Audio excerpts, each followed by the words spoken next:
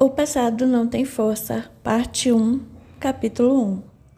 Ele caminhava a passos lentos, não encontrava forças para continuar o trajeto confuso, o qual se tornara cada vez mais escuro, úmido e, pior, fétido. O cheiro era nauseante. Teve ímpetos de vomitar, mas conteve o enjoo. A neblina dificultava a visão. Naquele ambiente sombrio, quase não se escutava barulho, não fosse o pio de uma ou outra ave similar a uma coruja, que por entre galhos secos e retorcidos tentava ali manter seu ninho. Mais alguns passos trôpegos e um galho estalou. Uma voz feminina atrás dele, arfante, sussurrou: "Que susto! Assim eu morro? Difícil, você já morreu?" Ele respondeu de forma irônica, no meio sorriso, também arfante: "Falta pouco, vamos, você consegue." "Não quero insistir, mas quem é ele? Por que está com o rosto coberto?" "Por quê?" Ele hesitou. "Ora, porque pediram para eu entregá-lo assim." Ela olhou para o corpo e o peito dela apertou. "Ele é muito pesado", comentou. "Estamos fazendo isso pela nossa liberdade, vale o esforço." "Estou confusa. Não sei como vim parar aqui. Por acaso eu já conhecia você?" "Não, mas nós dois conhecemos ele." Apontou para o homem envolto num cobertor sujo e poído. "Quem é ele?" O rapaz deu um sorriso sem graça que ela não percebeu devido à forte neblina. Ele tinha de entregar a cabeça daquele pobre homem ao chefe daquela região. Na sequência, ganharia uma promoção, um cargo de destaque em meio àquele ambiente espiritual sombrio e sinistro. Ele suspirou e fez sinal com a mão para prosseguirem a caminhada. Os dois arrastavam o corpo de um homem desacordado. Estava maltratado, cheio de hematomas, muito sujo, vestes rotas. Encontrava-se enrolado em um cobertor e as extremidades do corpo, pés e cabeça eram envoltas por panos que não revelavam sua identidade. Sob o tecido esfarrapado, o corpo estava preso por grossas correntes de ferro que se estendiam e abraçavam-se à cintura do rapaz e da moça, causando-lhes esse cansaço fora do comum.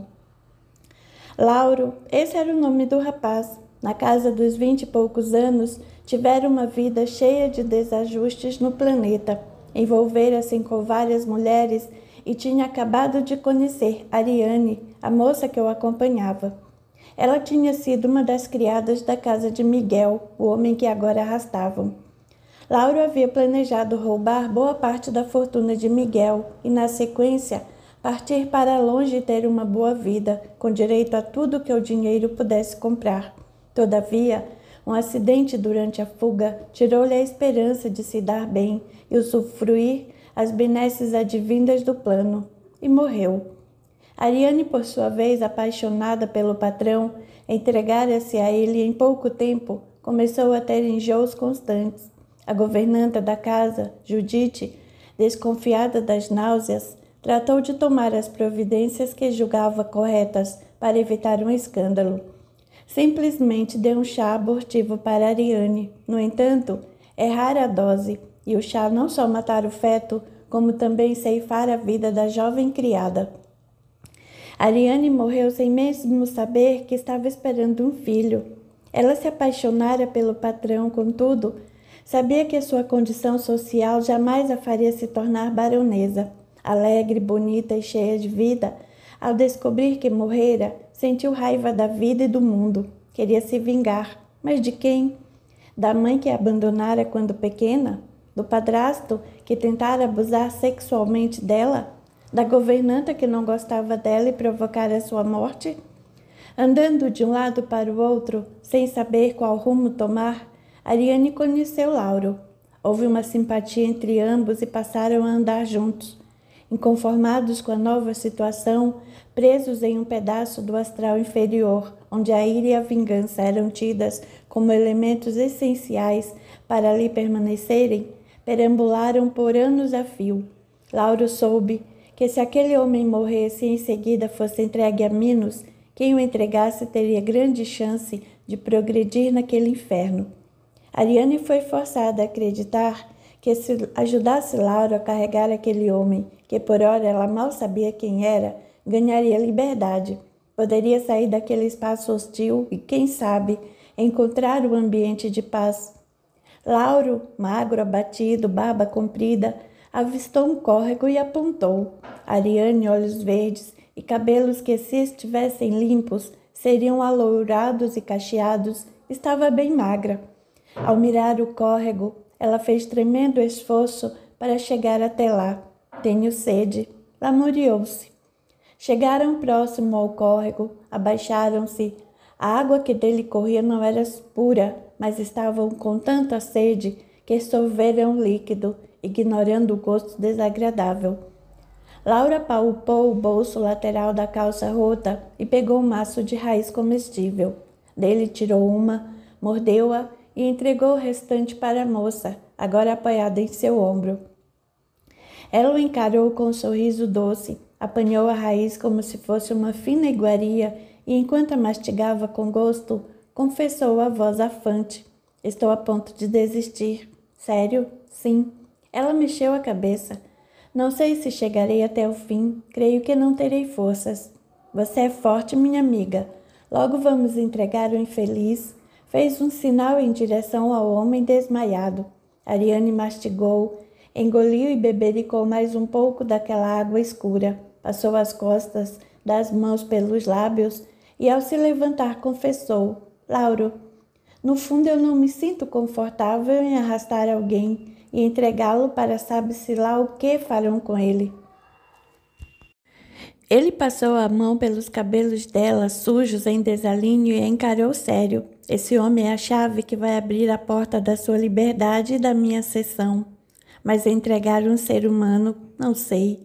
"Ele não é um ser humano," esbravejou. "É um crápula, você o conhece. Eu não." Ela tentou levantar o capuz que escondia o rosto do homem desacordado.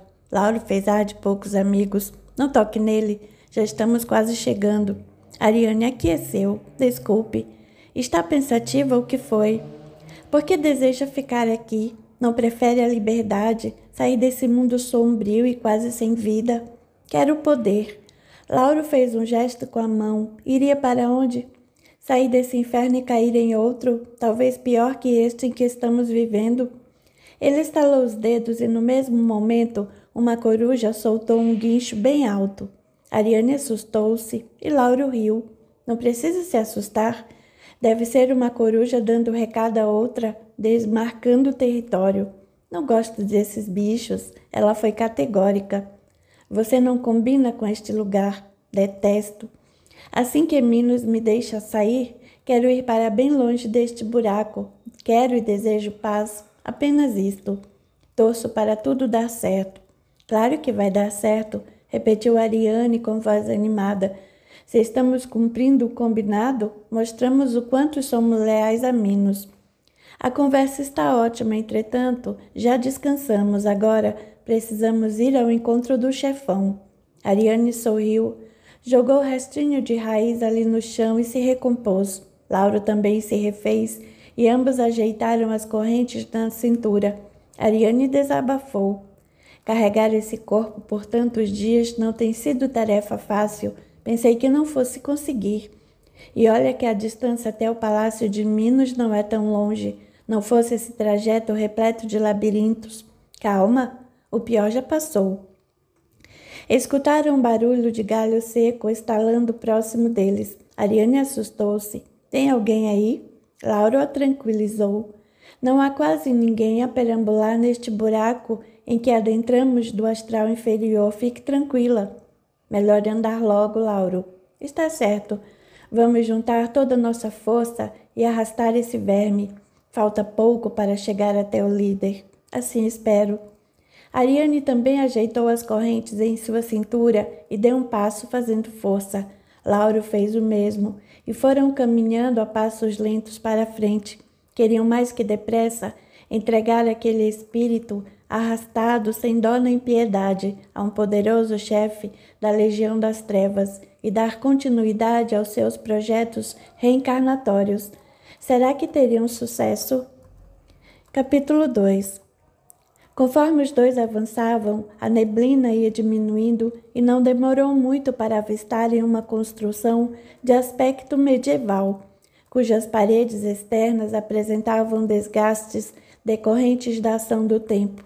Uma luz fraca foi surgindo, e Lauro viu 2 soldados vestidos com armaduras de metal, a poucos metros de distância. Já o esperavam, e ao avistarem-no mais Ariane, carregando o corpo, fizeram um sinal com a mão para que parassem. "Salve!" cumprimentou um deles. "Salve!" devolveu Lauro. "Viemos trazer a encomenda." Apontou para o homem embrulhado no cobertor. "Sim," respondeu um dos soldados. "Minos os espera, sigam." Ao passarem por um imenso portão de madeira que rugiu fortemente ao abrir e fechar, Ariane sussurrou: "Eles usam vestes de metal por todo o corpo. O capacete tem a forma de um rosto humano grotesco. É assustador. Creio que façam isso de propósito." Nunca havia visto os soldados de Minos antes. Lauro e Ariane arrastaram o homem com certa dificuldade para dentro de um local que poderia ser designado de templo. Depois que entraram, outros 2 soldados trajando armaduras semelhantes, com o símbolo de um touro na chapa única de metal que revestia o peito, surgiram com uma padiola, abriram o cobertor, retiraram o corpo e o deitaram sobre ele. Tratava-se de um homem de 40 e poucos anos, estatura média, magro, bem abatido, bastante machucado no rosto, nos braços e nas pernas. Um dos soldados riu com gosto. "Minos está muito feliz com essa captura." "Sei. Soube que são inimigos de longa data," retrucou Lauro. "Brigaram pela mesma mulher, anos a fio." Ariane arregalou os olhos. "É mesmo, nossa. Quem é a mulher que tanto ama, uma rainha?" O soldado sorriu e prosseguiu. "O infeliz que trouxeram, Miguel, tem sido comerciante há várias vidas, exímio negociante, próspero. Viveu muitos anos em Florença. Depois passou por Londres, no período da Revolução Industrial, onde desenvolveu habilidades como industrial. Estava pronto para, ao reencarnar no Brasil, ser um industrial e pioneiro em várias áreas da economia, contribuindo sobremaneira para o desenvolvimento e crescimento do império." Ariane arregalou os olhos. "Você disse Miguel? Miguel de quê?" "Miguel Elias de Toledo Camargo." Ela precisou se apoiar na parede. Sentiu falta de ar. Laura aproximou-se e indagou: "O que foi? Por que está passando mal?" Ele apontou para o homem desacordado. "É o homem por quem me apaixonei." Lauro fez uma negativa com a cabeça. "Não pode ser. Ninguém seria capaz de se apaixonar por um sovina e desqualificado como ele." "É ele sim, viúvo. Tinha um filho que não morava na casa. Parece que tinham brigado e Miguel vivia sozinho. E havia Judite." "Você vivia na casa dele?" "Eu era criada e acabei me apaixonando. Ele também gostava de mim." Lauro estava estupefado. O soldado interveio e encarou Ariane. "Você tem laços com ele de muitas vidas, ajustes e desajustes de longa data. Não há afinidade de pensamentos, mas existe um sentimento profundo, uma mescla de amor e ressentimento que os une. Enquanto esse sentimento não for dissipado e transformado positivamente pelos 2, permanecerão unidos por tantas passagens ou reencarnações quanto forem necessárias." Ariane sentiu uma ponta de ciúme. "Quem é a mulher que ele e seu chefe tanto amam? Não pode ser Judite, claro que não. Ela não tem atrativos." O soldado riu com desdém. "Você continua ingênua, Ariane." "Não entendi." O soldado sorriu de forma irônica. Você não faz ideia?" Laura encarou com grande surpresa. O soldado encarneceu. "Acho que estraguei a surpresa." Ariane levou as mãos na cintura atordoada. É sério?" "Isso mesmo." Uma voz bem grave e sinistra ecoou pelo ambiente. Era Minos que se aproximava. Os soldados o cumprimentaram com uma reverência e seguiram com a padiola, carregando Miguel para o interior de uma gruta repleta de celas. Minos era uma coisa de louco. Parecia um grande pedaço de pedra bruta. Media mais de 2 metros de altura. Sua armadura, diferentemente da utilizada pelos seus soldados ou sentinelas, Era estampada com gravuras, enfeitada com pedrarias e muitas partes douradas. No lugar do capacete horripilante dos guardas, o rosto de Minos ficava à mostra. Tinha um rosto expressivo, forte. Ele utilizava um chapéu de abas largas, enfeitado com penas, comuns nos trajes da infantaria alemã do século XVI. Seus olhos transmitiam força e causavam medo, muito medo. Eram de um vermelho intenso, ao mesmo tempo em que possuía um magnetismo que hipnotizava qualquer um com seu olhar sedutor. Minos tinha habilidade para usar sua força bruta, capaz de destruir qualquer um à sua frente. A pele do rosto era morenada, os cabelos negros e fartos desciam pelo chapéu e caíam em cachos pelos ombros. O bigode vasto lhe conferia certo charme, uma presença intensa. De certo modo, parecia que tudo e todos ali estavam vivendo como se estivessem em plena idade média. Ariane encarou Minos e sentiu um calafrio. Ele se aproximou dela. Olá, pequena, lembra-se de mim? A mente dela tentava enquadrinhar aquele rosto. Era-lhe familiar. De onde Ariane o conhecia? Não me recordo. Terá todo o tempo do mundo para se recordar de mim. Vivemos tanta coisa boa e ruim também. A voz dele era grave. Ariane encarou aquele homem zarrão e ficou estática. Sentiu medo. Minos prosseguiu. Ficará um bom tempo aqui. Aos poucos a sua mente vai se lembrar de mim. Lauro não estava entendendo nada. Você queria que eu trouxesse por causa de uma briga de namorados, disputa pelo coração dela? Minos o fulminou com ódio. Você me foi útil. Eu sabia que pela ligação que tinham, você o traria até mim. Ariane quis saber. O que você tem a ver com Miguel? Eles também têm ligações mal resolvidas do passado, são amigos ou inimigos de muitas vidas. Eu nunca o vi no casarão. Qual é o seu parentesco com Miguel? Laura baixou a cabeça sem graça. Havia feito um trato com Minos logo que vim para este lado da vida. O nosso encontro, meu e seu, foi acidental. Ariane o interrompeu irritada. Acidental? Claro. Coincidentemente, você encontrou, por acaso, a mulher que amava justamente o homem que tinha de entregar para Minos. Confesso que menti um tiquinho.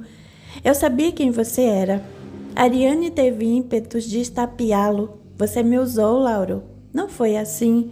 Deixe-me explicar melhor, Ariane. Minos apenas apreciava a cena sem nada dizer. Um dos sentinelas que conduziram o velho para dentro da gruta e o jogaram em uma cela já havia retornado e interveio. E agora? Não podemos libertá-lo nesse estado. Tem razão, Orion. Tem toda a razão. Lauro meneou a cabeça. O trato era trazer Miguel para Minos. Eu cumpri com o prometido e quero a promoção. Entretanto, traiu a confiança de Miguel e de Ariane. Sou líder aqui nas trevas, mas não compactuo com traição. Eu não a traí. Lauro tentou se defender. Você a usou e isso é muito feio. Eu posso ser líder nas trevas, mas somos leais uns aos outros. Embora possamos cometer atos que sejam degradantes aos olhos dos outros, não mentimos. E você traiu Miguel. Foi capaz de apunhalar pelas costas o homem que... Lauro interrompeu. Não fale mais nada, Minos, por favor. Sei o que fiz, mas estou arrependido. Lauro falava a verdade. Ele começava a se arrepender de muita coisa, no entanto, começou a sentir um frio na barriga. O pavor tomou conta dele. Ariane nada dizia. Deixou o corpo cair sobre si mesma, de joelhos, completamente desalentada. As lágrimas vieram rápidas. Porque a vida foi tão cruel, porque nada deu certo. Orion juntou. Numa vida anterior a essa, você foi uma bruxa e... Minos gritou. Pare, Orion, não diga mais nada. Não quero que ela fique mais confusa do que já está. Ele chegou perto e passou as mãos pelos cabelos dela, sujos e em desalinho. Calma, minha pequena. Com o tempo, tudo lhe será revelado, não se desespere. O choro tornou-se mais intenso. Orion aproximou-se e encostou as pontas dos dedos de uma das mãos na testa dela, passando para Ariane uma energia calmante. Enquanto isso, Minos deu alguns passos e ficou bem próximo de Lauro, encostando-lhe o dedo em riste. Eu vou cuidar dela e você ficará preso. Não, ele bradou, não é justo. Você me prometeu um alto cargo, disse que eu seria um de seus homens de confiança. Eu sou o homem de confiança dele, interveio Orion, colérico. Não queira tomar o meu lugar. Lauro gaguejou e disparou. Eu me arrependi. Não quero mais confusão, no fundo sou um homem de bem. Minos gargalhou. Homem de bem, sim. Fui tomado pela ilusão, quero me redimir. Quer que eu prenda agora? Indagou Orion. Lauro tentou argumentar. Minos cuspiu de lado e rebateu. Chega, gritou. Estou por aqui com você. Passou a mão pela garganta. Em seguida, o homem zarrão abriu a mão, estalou o dedo e os outros 2 sentinelas, também enormes, surgiram do nada. Um deles encostou um tipo de dispositivo na testa de Lauro, dando-lhe um choque. O rapaz desmaiou imediatamente. Depois Minos voltou até Ariane. Sente-se melhor depois de tanto chorar? Mais ou menos. Estou cansada e triste. Vamos lhe dar um quarto, banho, roupas limpas. Depois, se estiver interessada, gostaria de conversar com você sobre o seu futuro. Meu futuro? É. Agora que voltamos a ficar juntos, podemos tecer planos. Orion sentiu ciúme. Não gostava de Ariane por perto, mas controlou-se. Não era o momento de fazer qualquer tipo de comentário. Tanta coisa aconteceu. Ariane suspirou. Talvez eu pudesse conversar com Miguel. Quando acordar, ele vai se lembrar de mim. Pensa que fugi, que desapareci de sua vida. Não sabe que sumi porque tinha morrido. Minos fez um esforço para não se descontrolar. Não gostava quando Ariane falava de Miguel, demonstrando carinho por aquele ser que ele julgava ser repugnante. Entretanto, tentou ser simpático. Poderá refletir sobre tudo o que lhe aconteceu. Terá bastante tempo para isso. Agora venha comigo, vou levá-la para descansar. Ariane mordiscou os lábios, olhou para Lauro caído do outro lado da sala e disse entre dentes: Estou decepcionada com Lauro. Aliás, decepcionada com tudo. Queria mesmo me deitar e dormir. Minos riu. Ah, minha pequena, chegou a hora de traçar planos para o futuro, venha. Minos estendeu a mão e Ariane a tomou. Levantou-se e ele passou o braço pela sua cintura. Caminharam abraçados para outro cômodo, ela e o grande chefe das trevas, enquanto Lauro era levado para uma cela ao lado da de Miguel. Conforme recebia tratamento e tinha os ferimentos cuidados, aos poucos, o homem foi voltando a si. Dias depois, já fortalecido e em melhores condições, ao encarar Lauro, Miguel arregalou os olhos num misto de surpresa e ojeriza. O impacto da presença foi tão grande que, antes de desfalecer, Miguel queixou-se, numa voz zangada e sofrida. Como pode fazer isso comigo, Lauro? Meu próprio filho? Capítulo 3. O tempo passou. Francisco e Antero eram jovens, casados havia pouco mais de 5 anos e com um filho pequeno para criar. Portugueses, resolveram arriscar a vida no Brasil após o fim da guerra que devastara a Europa. Embora Portugal tivesse se mantido neutro durante o conflito, a situação do país não era das melhores. Considerado uma das guerras mais letais e cruéis que a humanidade já presenciou, calcula-se que tenham morrido mais de 50 milhões de pessoas no conflito. A Segunda Guerra Mundial também deixou feridas ainda difíceis de serem cicatrizadas por conta dos campos de concentração, local onde milhões de judeus foram barbaramente torturados e assassinados. Mas este é assunto para outra história. Vamos nos concentrar no casal de portugueses. Desacreditado de que a ajuda dos Estados Unidos à reconstrução da Europa por meio do Plano Marshall se estenderia ao seu país, o governo de Salazar vinha enfrentando e combatendo greves, escassez de alimentos e havia certo descontrole sobre a inflação. O casal fez as malas, despediu-se dos poucos parentes, apanhou o pequeno Miguel, então com 4 anos de idade, e tomaram o navio com destino a Santos, litoral de São Paulo.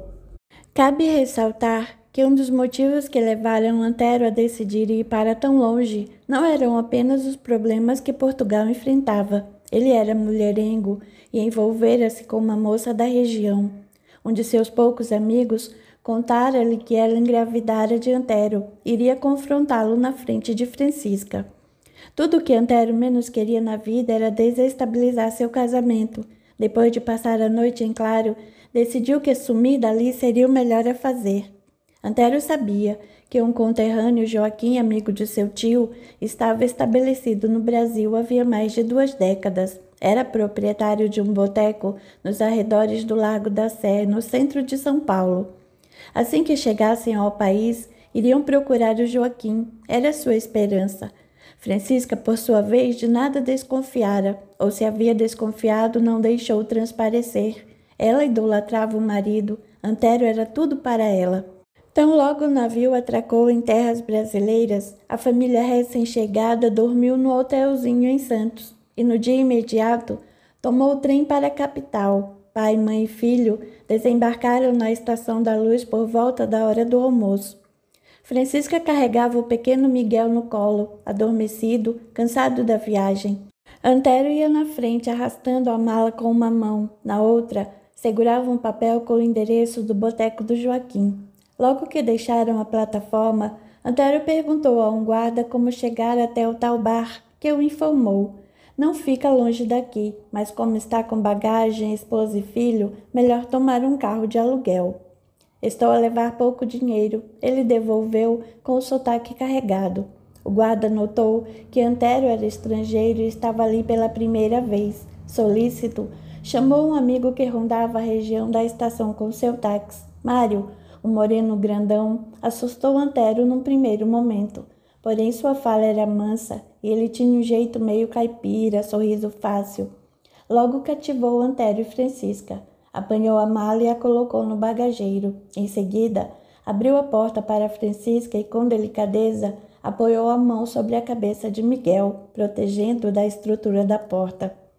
O gesto comoveu Francisca e agradou Antero. O guarda sorriu e recomendou: cuide bem da família, são novatos. Não deixe que malandros tentem se aproveitar da ingenuidade deles. Deixe comigo, seu guarda. Estão comigo, estão com Deus. Mário deu a volta, sentou no banco do motorista e deu partida. Puxou conversa. Estão vindo de qual parte de Portugal? Como sabes que somos de Portugal? Perguntou Antero, pelo sotaque e pelo bigode. Mário fez um gesto gracioso com o dedo sobre o nariz e riu com gosto. O senhor tem cara de português, não tem como negar. A senhora também tem a aparência de uma portuguesa legítima. Somos nascidos e criados em Setúbal, conheces? Já ouvi falar? Pensei que fôssemos tal qual vocês. Ela rebateu. Não. Vocês vestem-se de maneira diferente, falam de outro jeito. Somos mais expansivos, temos maneiras de andar, de nos vestir e de nos expressar mais soltas. Logo perceberão que somos bem diferentes. Além do mais, continuou Mário, há muitos portugueses aqui em São Paulo. Na minha rua moram 2 senhoras que vieram de Portugal. Como veem, estamos acostumados com o pessoal da terrinha. Antero sorriu. Fico muito agradecido com a gentileza e acolhida. Confesso que estávamos um tanto apreensivos, amedrontados, porque falaram-nos que aqui é muito grande, poderíamos nos perder, ser enganados, enfim. Infelizmente é verdade, mas foram protegidos e bem guiados. Estão comigo e ganharam um amigo. Eu os levarei até o bar desse senhor. Francisca adiantou apreensiva. Antero vai a essa morada para tentar trabalho. Não temos onde nos instalar. Nem sabemos de que maneira poderemos nos estabelecer. Nosso dinheiro está contado. Não é problema. Como disse, foram bem guiados. Francisca e Antero entreolharam-se sem nada entender. Mário, pelo retrovisor, sorriu e lhes explicou enquanto guiava. Eu e minha esposa temos uma pequena pensão no bairro da Liberdade, próximo ao bar desse conhecido de vocês. Poderão ficar instalados em nossa residência.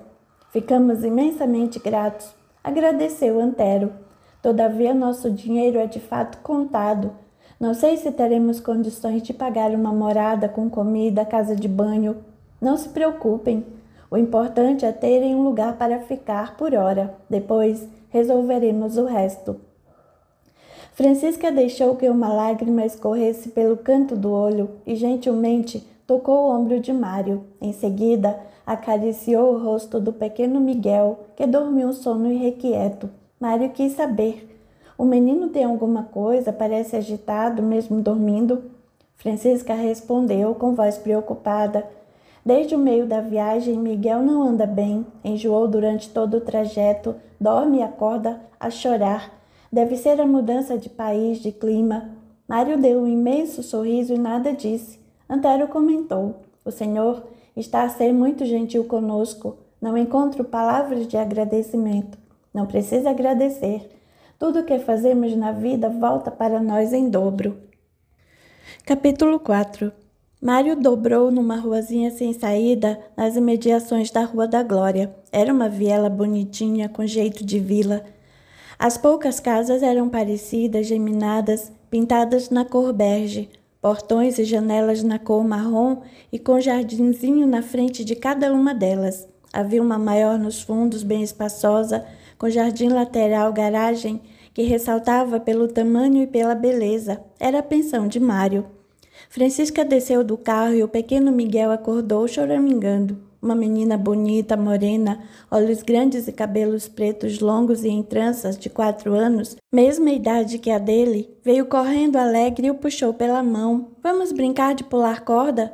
Miguel imediatamente parou de choramingar, sorriu e deixou-se conduzir. Francisca ficou boquiaberta. Ele estava tão apático, além do mais ele é tímido, não costuma ser simpático com estranhos. Não há como. Glorinha é um anjo em forma de gente. Não é porque é minha filha, mas é uma menina adorável. Logo uma mulher bonita, alta e forte, cabelos presos com um lenço colorido e brincos em forma de argola enormes, apareceu na soleira. O sorriso era encantador. Amor, o que faz aqui a esta hora? Indagou Alcina, mãos na cintura, num gesto muito seu. Novos hóspedes especiais, amigos de Portugal. Ela fez uma careta engraçada. Eu nunca soube, nesses 7 anos juntos, que você tivesse amigos na Europa. Que história é essa, Mário? Ele coçou a cabeça e sorriu. Acabaram de chegar. Eu os peguei na Estação da Luz, não tem para onde ir, quer dizer, vão atrás de um parente que é dono de um bar não muito longe daqui. Alcina mexeu a cabeça para cima e para baixo. Tudo bem. A Nadir e o marido foram embora para o interior. O quarto ainda não foi alugado. Podem ficar com o quarto deles. O menino terá de dormir na mesma cama. Sem problemas, interveio Francisca. Miguel não é de dar-nos trabalho, se adapta tranquilamente em qualquer sítio. Ah? Alcina não entendeu. Lugar, sítio. Para os portugueses é o mesmo que lugar, esclareceu Mário sorridente, enquanto ajeitava a mala próximo do portão. Podem entrar. A princípio, Alcina os tratou com deferência. Era uma mulher bem expansiva, mas reservada com pessoas as quais não conhecia. É que ela possuía muita sensibilidade. E desde que vira o casal, notaram uma nuvenzinha escura sobre a cabeça do pequeno Miguel. Além do mais, não gostara da forma como Antero a cumprimentara, encarando-a com lascívia. Alcina conhecia o tipo, já ficou com o pé atrás, cismada com o português.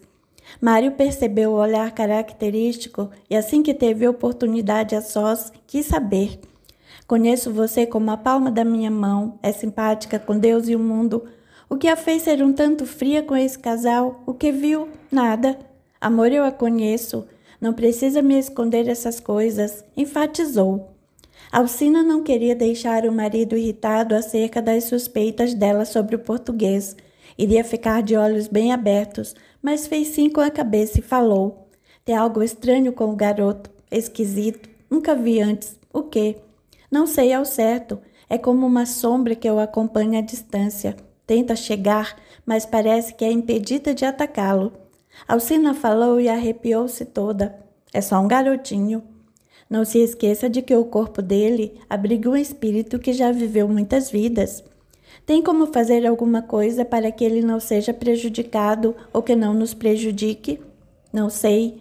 Penso em procurar Dona Carmela. Ela pode nos ajudar em casos como esse. Tem razão, meu amor. Procure Dona Carmela. Vamos ajudar essa família no que for necessário. Alcina forçou um sorriso. Simpatizara com Francisca e o pequeno Miguel, contudo, Antipatizara de cara com Antero, pressentia cheiro de confusão no ar. Em todo caso, vou atrás de Dona Carmela. Ela sempre me orienta a fazer o melhor. Alcina falou consigo mesma e imediatamente pediu ao marido que instalasse o casal no quarto e mostrasse as dependências da pensão. Depois do almoço, podem ir sossegados ao boteco. Deixem o Miguel com a gente. Cuidaremos do seu filho. Francisca abriu um largo sorriso, agradecida por cuidarem do meu miúdo. Alcina fez cara de interrogação e mais uma vez Mário explicou. Miúdo é como se chama um garoto lá em Portugal. Ah, sei. Assim que terminaram o almoço, Mário levou Francisca e Antero até o bar do Joaquim. Alcina deixou as crianças sob a supervisão de Iara, uma mocinha que trabalhava com ela havia alguns anos. Iara viera do interior de São Paulo e estava ali fazia uns 5 anos. Era prendada, fazia todo tipo de serviço na pensão. Era o braço direito de Alcina, bem-humorada e esfuziante, adorava uma seresta. Alcina despediu-se das crianças, dobrou a viela, ganhou a rua e apertou o passo até a casa de Dona Carmela, algumas quadras dali. Dona Carmela era uma senhora que fora católica de nascimento, mas abraçou o espiritismo quando perdera os pais muito cedo e ficou sem ninguém no mundo para ajudá-la a se criar. Teve a prestimosa ajuda de Anália Franco, educadora e mulher à frente do seu tempo, que ajudava e promovia o bem-estar a crianças carentes da cidade. Anália Franco era adepta do espiritismo e, por intermédio dela, Carmela conheceu a doutrina. Entendeu e aceitou definitivamente a morte dos pais, o motivo pelo qual uns morrem cedo demais e outros nem tanto. Atualmente, na meia-idade, estava viúva havia alguns anos, sem filhos. O marido, de família rica, deixara-lhe de herança alguns imóveis, casas, fazendas e galpões, espalhados pela cidade e pelo estado. Alguns ela vendera, outros alugara, proporcionando-lhe uma vida confortável. Carmela decidiu transformar os galpões desativados em centros de auxílio a crianças carentes.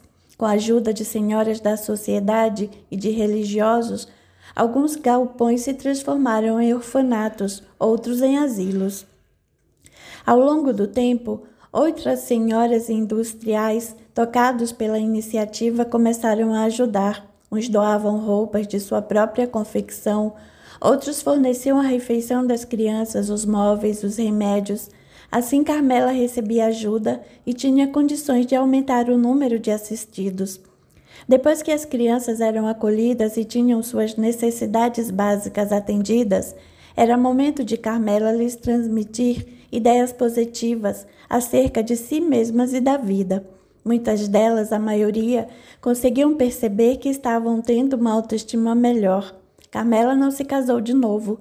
Tinha um ou outro pretendente que tentava seduzi-la e lhe fazia propostas, mas viver uma linda história com Bartolomeu e também sentiu um grande amor por si, pelas crianças e pelos jovens que ajudava, pelos amigos e, sobretudo, pela vida. E era feliz assim. Articulada, bem-humorada, Carmela era a simpatia e o carisma em forma de gente. Tinha uma sensibilidade peculiar. Alcina chegou e tocou a campainha. Uma mocinha apareceu e sorridente cumprimentou. Oi, dona Alcina, tudo bem? Tudo, Ofélia. Carmela está ocupada? Não. Está na sala de leitura. Quer entrar? Sim. A jovem abriu o portão e a fez entrar. Alcina agradeceu. Foi caminhando pelo jardim e Ofélia ia atrás. Mas ao fundo, passando por um lindo caramanchão repleto de rosas, trepadeiras e madressilvas, chegaram até onde Carmela mantinha uma saleta para descanso. Bateram a porta e escutaram um entre. Alcina abriu a porta e entrou. Carmela estava sentada em uma poltrona bem confortável, revestida por um tecido florido. O rosto transmitia calma, serenidade e paz. Ela baixou os óculos e pousou o livro sobre a mesinha ao lado. Seus olhos escuros e penetrantes encararam a amiga. Boa tarde, Alcina, como vai? Olá, não queria incomodá-la. Sei que reserva parte da tarde para ler. Ela observou o livro sobre a mesinha e comentou. Capitães da Areia? Não conheço. Romance belíssimo de Jorge Amado. É um retrato infelizmente real das precárias condições de vida de muitas crianças deste país. Interessante. Um casal de baianos viveu na pensão por uns tempos. Eles comentaram algo sobre esse escritor. Alcina levou a mão ao queixo. Parece que foi perseguido na época de Vargas. Carmela fez sim com a cabeça. Inclusive, este livro, Capitães da Areia, quando lançado, teve vários exemplares queimados em praça pública lá em Salvador. Vários exemplares também foram apreendidos em livrarias do Rio e daqui de São Paulo. Que horror! Para que isso? O governo taxou a obra de objeto de propaganda comunista e outros a consideraram nociva à sociedade. É porque o protagonista do romance é um menino de rua que burla a lei. Creio que a sociedade, presa ainda a conceitos tão rígidos de moral, não esteja preparada para encarar uma obra literária tão rica e, por que não dizer, belíssima. Vou ler. Sabe que sempre passo adiante os livros que leio, é um costume meu. Quando tiver o prazer de ler esta obra, apontou para o livro, vai entender melhor o motivo pelo qual gosto tanto de fazer o trabalho de promoção humana e ajudar a tantas crianças carentes. Gostaria de ajudar, mas a pensão toma um tempo tão grande. Você já me ajuda com as prendas que arrecada, com os bazares que me ajuda a realizar. Já está de bom tamanho. Cada um ajuda como pode, é o que vale. Alcina sorriu agradecida. Dona Carmela, sempre tão gentil. Mudando de assunto, veio até mim porque quer conversar sobre a família que chegou à pensão? Vamos lá, o que a assustou? Alcina riu. A senhora sempre está à frente de tudo. Já sabe o porquê de eu ter vindo. Pois é, minha filha, eu sei. Já fui intuída de que certas forças estão querendo chegar ao menino. Perturbação espiritual. O que viu? Algo estranhíssimo. Uma nuvenzinha escura que paira sobre a cabeça do garoto. A distância não pode pegá-lo ou influenciá-lo por hora, como sabe. Carmela sorriu e meneou a cabeça. O garotinho tem um anjo protetor muito atento. De acordo com o que pude sentir desse ser iluminado, o único jeito de um menino reencarnar era longe de nosso país. Quer dizer que já viveu aqui? Exato. Tem ligações com esta terra, portanto, se os pais tivessem nascido aqui, talvez prejudicassem a mãe, a gravidez seria difícil. Ela poderia abortar. Os amigos espirituais fizeram tudo como deveria ser feito. Agora chegou o momento de ele começar a viver o que tem que viver. É uma criança. Estou repetindo praticamente o que Mário disse. Sei que é um espírito reencarnado no corpo de uma criança, mas está renascendo, começando tudo de novo. Não importa, Alcina. Esse espírito é forte. Foi torturado e preso depois de morto. Após alguns anos, foi resgatado por seres de alta esfera de luz e tem um trabalho de grande valor a realizar. Incomoda os que odeiam um progresso.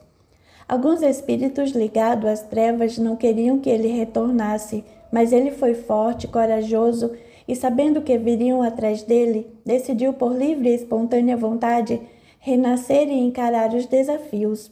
Como sabe de tudo isso? Senti a presença do anjo protetor dele, conforme comentei há pouco. De mais a mais, ontem tive um sonho com esse protetor. Mesmo estou sem palavras. O sonho foi bem nítido. Pude reter praticamente todas as informações. O protetor se chama Teseu. Pediu para acolher a família com carinho e dar suporte a ele e à mãe. Muita coisa vai acontecer. E você e Mário serão peças fundamentais para ajudá-lo a crescer forte, digno e longe desses espíritos que querem atrapalhá-lo. É muita responsabilidade, Carmela. Não sei se dou conta. Alcina, não se ponha para baixo, sabe do que é capaz. É uma pessoa de fé, sempre ligada ao bem. É? Muito me espanta você agir assim. Como? Ora, Alcina. Você sabe que tem sensibilidade desde mocinha, porque esse medo todo? Não sei explicar. É algo que me deixa desorientada, parece que às vezes tem mais força que eu. Carmela interrompeu. Nada e nem ninguém tem mais força que você. Onde já se viu? Quem está com o bem não pode temer o mal. É verdade? Pois então, fique firme na fé, peça ajuda e proteção espiritual. Continue mantendo seus valores nobres. Tem razão, dona Carmela. Eu às vezes exagero. Sei, mas não é hora para isso. E tem mais. O quê? Glorinha poderá ajudá-lo bastante nesse processo. Eles têm ligação do passado, uma boa ligação. Precisam aproveitar e estreitar os laços de afeto que os unem antes que os outros retornem. Os outros quem? Os que os mantiveram presos no lado de lá. Vai chegar o momento em que terão de voltar e todos vão ter que se reaproximar. Tive uma impressão negativa em relação ao pai. Pois é, continuou Carmela. Esses espíritos trabalham com a manipulação da mente humana. Tentam se aproximar por meio da fraqueza que as pessoas têm. É só por meio das fraquezas que eles conseguem se aproximar e atuar. Antero, infelizmente, é fraco para a bebida e não tem controle sobre os impulsos da paixão. Ele cede fácil aos desejos, não tem freio, mas é casado e tem família. Nada o impede, deveria dentro do contexto. Francisca é uma boa mulher, Miguel tem tudo para ser um bom filho, podem ser uma família feliz. Todavia, somos responsáveis por nossas escolhas, o que semeamos vamos colher. Ele não presta. Entendo como se sente, contudo, tente não julgar, querida, mas é difícil, eu sei que é. Todos, sem exceção, julgam a si mesmos e os outros, em maior ou menor escala. A senhora já não tem esse tipo de atitude. Não é porque sou espírita e faço boas ações que não tenho de enfrentar meus demônios interiores. Ainda tenho muito que aprender sobre o entendimento do outro e praticar a máxima, amai o próximo como a ti mesmo. Ainda terei de reencarnar muitas vezes, não consigo deixar de julgar. As duas riram, Carmela enfatizou, não se cobre. O amadurecimento requer tempo e dedicação. É esforço de cada um melhorar a visão que temos de nós mesmos e, consequentemente, dos outros. Por esse motivo, perceba que Antero é o que é. Ninguém pode oferecer o que não tem. Vamos orar para que ele possa receber boas vibrações, ter inspiração dos amigos do bem que querem vê-lo feliz. Não sei. Os olhos dele sobre mim revelaram seu caráter. Eu conheço o tipo, dona Carmela. Faça a sua parte. Dirija a ele e a família dele vibrações de amor. O resto fica por conta da vida. Ela sempre sabe o que faz. Tem razão, dona Carmela. Obrigada. Alcina despediu-se e saiu da casa de Carmela, sentindo a agradável sensação de bem-estar. Faria o que estivesse ao seu alcance para ajudar aquela família, dentro do possível. No entanto, sentia que com a chegada dos portugueses à pensão, a sua vida e a de sua família dali por diante mudariam completamente. Capítulo 5. No mundo espiritual, isto é, numa outra dimensão, as coisas não andavam muito bem. Por ali, ainda reverberavam os reflexos produzidos pelas duas guerras mundiais ocorridas no planeta até a metade do século XX.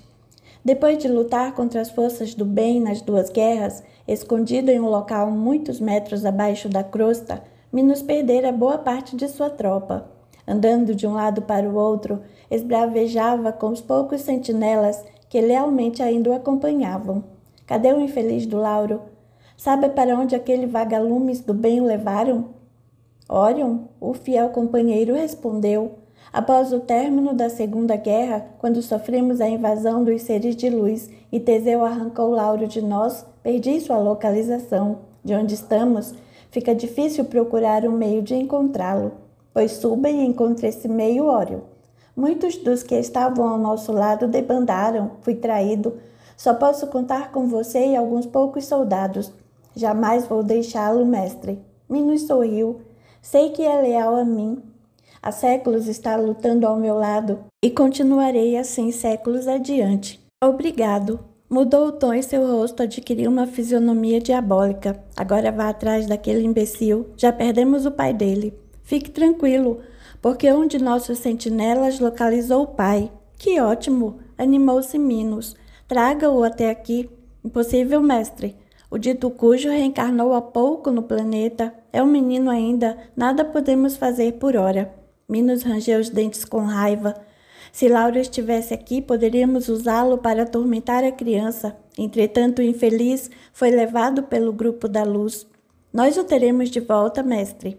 Ainda poderei usar a Ariane como isca. Onde ela está? Indagou Orion.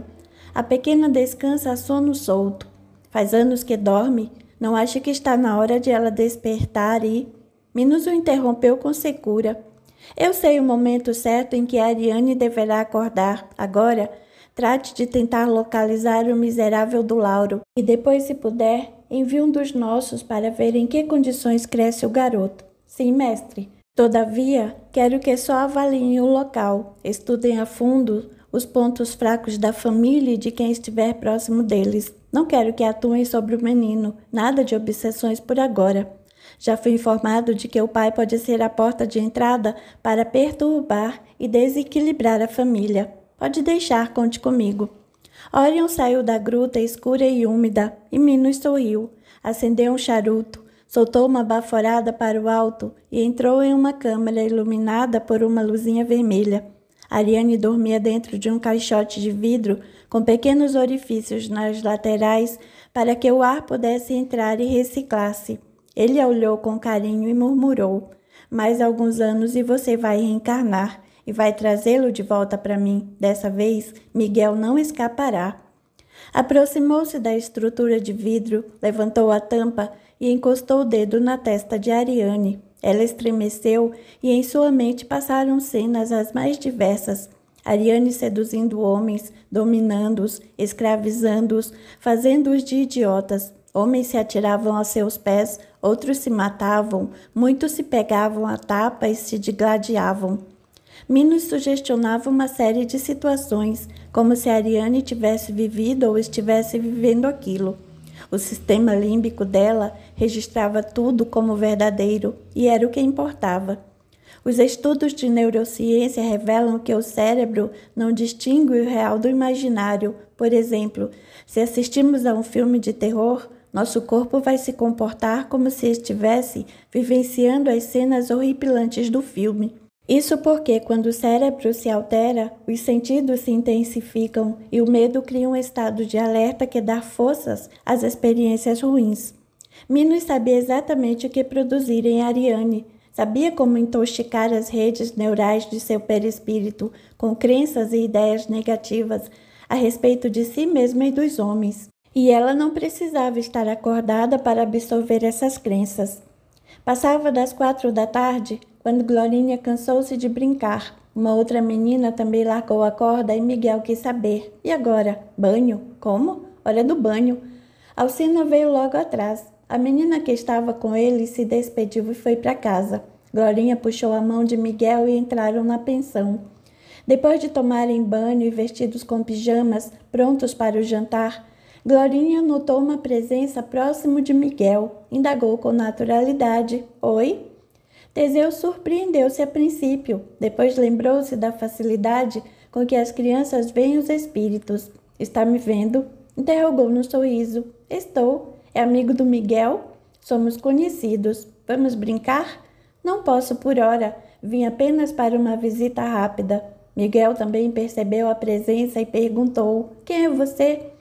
Antes de Teseu responder, Alcina entrou no quarto. Também notou a presença espiritual. Todavia, sentiu agradável sensação de bem-estar. Logo lembrou-se da conversa com Carmela, sorriu e questionou: o que tanto conversam? É o amigo do Miguel, respondeu Glorinha e apontou para o vazio no canto do quarto. Alcina acompanhou o dedo da filha e mirou nada, apenas a cortina. É um amiguinho? Glorinha fez que sim com a cabeça. Miguel esclareceu. Ele apareceu semana passada, vem à noite, conta-me histórias para dormir.